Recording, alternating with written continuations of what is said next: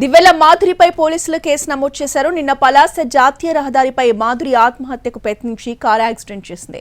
ఇతరుల ప్రాణాలకు హాని కలిగించేలా వ్యవహరించారని కేసు నమోదు చేశారు. భారత న్యాయ సంహిత సెక్షన్ 125 కింద ఆమె మీద కేసు నమోదు చేశారు.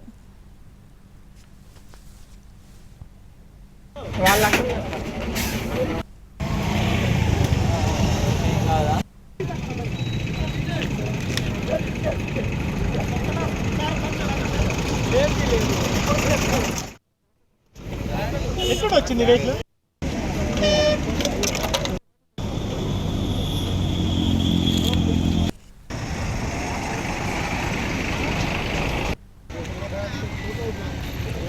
దువ్వాడ శ్రీనివాస్ భార్య వాణి చేస్తున్న ఆరోపణలు భరించలేక చనిపోదామని అనుకున్నట్టు చెప్తున్నారు మాధురి. సూసైడ్ చేసుకునేందుకే పలాసకి బయలుదేరానని తెలిపారు. అయితే తనపై ఆరోపణలు చేసినా భరిస్తాను గాని తన పిల్లల గురించి మాట్లాడితే భరించలేనని అంటున్నారు మాధురి.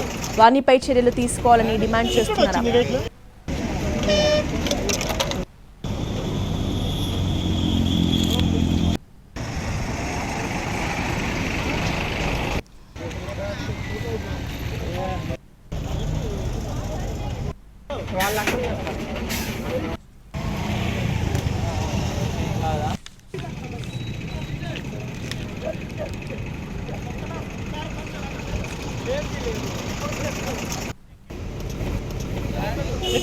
దివ్వెల మాధురిపై పోలీసులు కేసు నమోదు చేశారు. నిన్న పలాస జాతీయ రహదారిపై మాధురి ఆత్మహత్యకు ప్రయత్నించి కారు యాక్సిడెంట్ చేసింది.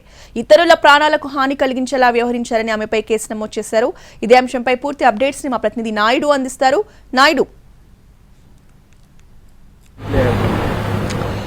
రోజా, ఏదైతే నిన్న దివ్వెల మాధురి రోడ్డు యాక్సిడెంట్ జరిగినటువంటి ప్రదేశం ఇది. ఇక్కడ ఏదైతే టెక్కల నుంచి పలాస దాటి వెళ్తుండగా జాతీయ రహదారి పైన ఈ ప్రమాదం అనేది జరిగింది. అయితే తనే చెప్పింది, తాను చనిపోవాలనుకున్నాను, అందుకే మితిమీరినటువంటి వేగంతో వెళ్ళాను, లారీని ఢీ కొట్టబోయి ఆగి ఉన్నటువంటి కారుని ఢీ కొట్టాను, అక్కడ ఏం జరిగిందనేది నాకు తెలియదు, నేనైతే మనస్తాపానికి చెందాను, మనస్తాపం కారణంగానే నేను చనిపోవాలనుకున్నానని కూడా ఆవిడ చెప్పడం జరిగింది. అయితే అక్కడి నుంచి ఆమెను ప్రభుత్వ హాస్పిటల్కి తరలించారు. ఆ తర్వాత అక్కడ అన్ని రకాలైనటువంటి ఏదైతే ట్రీట్మెంట్ అందిస్తూనే మరోవైపు ఏదైతే డ్రంక్ అండ్ డ్రైవ్ కానీ ఇతర బ్లడ్ శాంపిల్స్ అన్ని కూడా కలెక్ట్ చేయడం జరిగింది. తర్వాత కేసు నమోదు చేసి దర్యాప్తు పోలీసులు అయితే చేశారు. ప్రాథమిక దర్యాప్తులోనే కొన్ని అంశాలను గుర్తించాము, ఇంకా కేసు నమోదు చేసిన తర్వాత మరిన్ని అంశాలను గుర్తిస్తామని పలాస డిఎస్పీ శ్రీనివాస్ చెప్పినటువంటి పరిస్థితి నేను చూసాం. అయితే అక్కడి నుంచి మెరుగైనటువంటి వైద్య సహాయం కోసం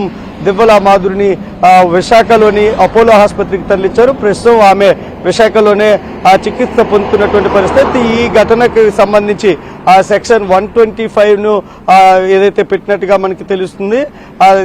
ఏంటంటే ఇందులో ముఖ్యంగా ఏదైతే ర్యాష్ డ్రైవింగ్ తో పాటు ఇతరుల ప్రాణాలకు హాని కలిగించే విధంగా ప్రవర్తించడం అనేటటువంటి చట్టంలో ఉన్నటువంటి కేసులన్నీ కూడా నమోదు చేస్తున్నటువంటి పరిస్థితి. మరోవైపు ఏదైతే ప్రాథమిక దర్యాప్తులో ఈవిడ ర్యాష్ డ్రైవింగ్ ఏదైతే చేశారో దానికి సంబంధించి అంశాలను కూడా ఇంకా దర్యాప్తు చేస్తున్నారంటే నేను చనిపోవాలనుకున్నాను అనేటటువంటి మాట కూడా ఆవిడ వాడారు కాబట్టి దాన్ని కూడా ఇంకా ఎంక్వైరీ అయితే కూడా కొనసాగుతుందని అయితే పోలీసులు చెబుతున్నారు.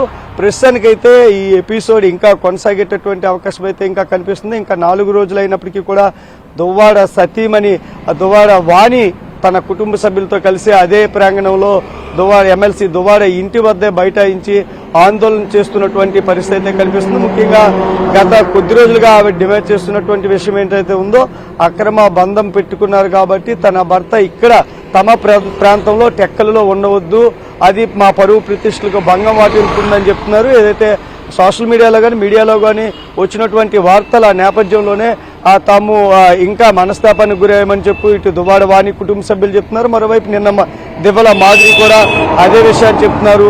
ఏది ఏమైనా ఈ కుటుంబంలో రేగినటువంటి ఏదైతే ఈ చిచ్చు ఏదైతే ఉందో ఇది ఇంకా చల్లారేటటువంటి అవకాశం అయితే కనిపించడం లేదు. కొంత పెద్దలు కూడా దీనిపైన జోక్యం చేసే అవకాశం కనిపిస్తూ ఉంది. ఈ రోజు రేపట్లో అది కూడా కొలిక్కి వచ్చేటటువంటి అవకాశం అయితే కనిపిస్తుంది. మరోవైపు ఇది రాజకీయ రంగు కూడా పొలుముకుందని చెప్పొచ్చు. నిన్న దువ్వాడ చేసినటువంటి వ్యాఖ్యలపైన జనసేనకు సంబంధించినటువంటి వ్యక్తులు కూడా కొంతమంది రియాక్ట్ అయ్యారు. ఆ టీడీపీకి సంబంధించినటువంటి కొంతమంది నేతలు కూడా ఆ ద్వితీయ శ్రేణి నేతలు అయితే చెబుతున్నారు మాకేంటి సంబంధం, ఇది కుటుంబ అంశం కదా అని చెప్తున్నటువంటి పరిస్థితి. మరోవైపు దువ్వాడ తనను రాజకీయంగా డైరెక్ట్ గా ఎదుర్కోలేక ఏదైతే ఈ కుటుంబ నేపథ్యం తీసుకొని కుటుంబం నుంచి ఇలా ఆ ట్రాక్ లో ఆవేలో నన్ను సాధిస్తున్నారని కూడా చెప్తున్నటువంటి పరిస్థితి ఉంది. రోజా ప్రస్తుతానికి దీనికి సంబంధించి ఇంకా ఏదైతే అదే స్టిల్ 4 రోజుల క్రితం ఎలా ఉందో అదే పరిస్థితి అయితే దువ్వాడ ఇంటి వద్ద కొనసాగుతుంది.